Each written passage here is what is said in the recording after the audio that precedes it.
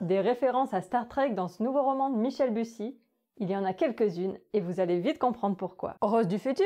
Bah, c'est pas à toi de faire cette vidéo. On n'est pas encore en 2097. Bah non, dame, c'est 2022 là. Zut! Je retourne vers le futur! Salut les trouillards! Aujourd'hui, je vais vous parler d'un roman policier un peu à part, puisqu'il s'agit du dernier polar d'anticipation de Michel Bussy. Ce livre, c'est Nouvelle Babel, publié aux Presses de la Cité en février 2022. L'histoire se déroule en 2097, dans un monde où les voitures et les avions ont été remplacés par la téléportation. Une sorte de petite montre, le TPC ou Telepuerto Cuerpo, permet de se transporter instantanément n'importe où sur la planète. Bye bye les embouteillages, bye bye les frontières, bonjour la liberté de se déplacer. Enfin, liberté, il y a tout de même des règles, des lieux privés où il faut un code pour s'y téléporter. Dans cet univers futuriste, les meurtres sont devenus quasiment inexistants. Et pourtant, sur l'île privatisée de Tetamanu, dans les Tuamotu du Pacifique, des retraités vont être assassinés. Ça, ce n'est que le début de l'histoire qui va être bien plus complexe que vous ne pouvez l'imaginer. Mais je ne vous en dis pas plus. Parce que sur cette chaîne, on ne spoil pas! J'ai déjà lu 2 romans de Michel Bussy que j'ai beaucoup aimés. Nymphéa Noire et Un avion sans ailes. Mais pour ce coup-ci, mon avis est plus mitigé. On va commencer avec ce qui m'a le moins plu pour finir sur une touche plus positive. Pour moi, ce qui ne va pas du tout dans ce roman, ce sont les personnages. Non seulement j'ai pas réussi à m'attacher à eux, mais j'ai aussi relevé un autre problème bien plus important. Je veux pas tomber dans le cliché, mais franchement, Mich, tu m'as déçu là. Le truc qui m'a dérangé, c'est que ce sont les hommes qui ont tous les beaux rôles.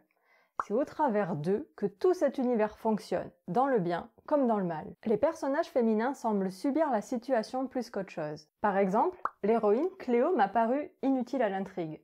Elle servait uniquement de faire valoir à 2 personnages masculins. J'avais envie de la secouer et de lui dire de rentrer chez elle parce que, franchement, son comportement n'avait aucun sens. Bon, il y a bien le trio de policiers qui est sympa, mais qui pour moi est sous-exploité. En plus, on a encore un beau cliché avec Misha Kim, policière d'origine coréenne qui s'habille comme dans un manga, qui tombe gaga d'un chat, qui est amoureuse de son chef, tout en étant l'experte en informatique. Bien sûr, tout ça ne reste que mon avis personnel. J'espère que vous vous attacherez plus au personnage que moi quand vous lirez ce roman. Pour l'intrigue, on sent là que Michel Bussy est plus dans son élément.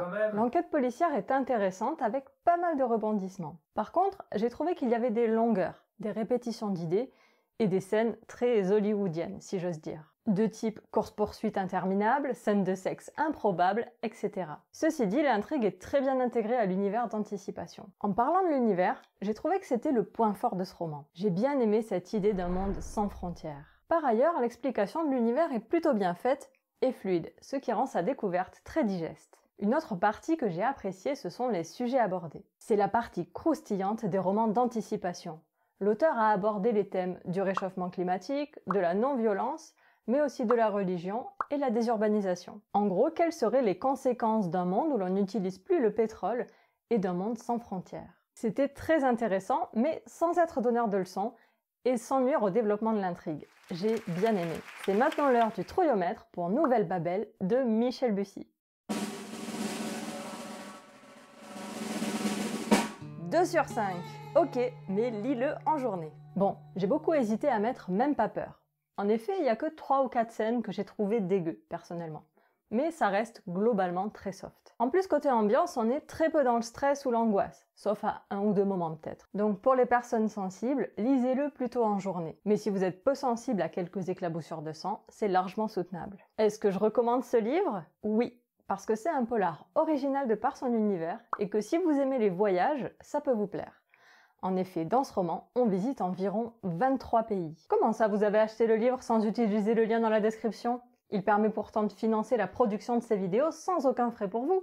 Que je vous y reprenne pas. Et dans cette vidéo, je vous parle de mon dernier livre coup de cœur, Alabama 1963 de Ludovic Manchette et Christian Niemiec. C'est une histoire géniale qui va forcément vous plaire, ou qui est parfaite pour offrir à quelqu'un de votre entourage. À très bientôt! Ciao!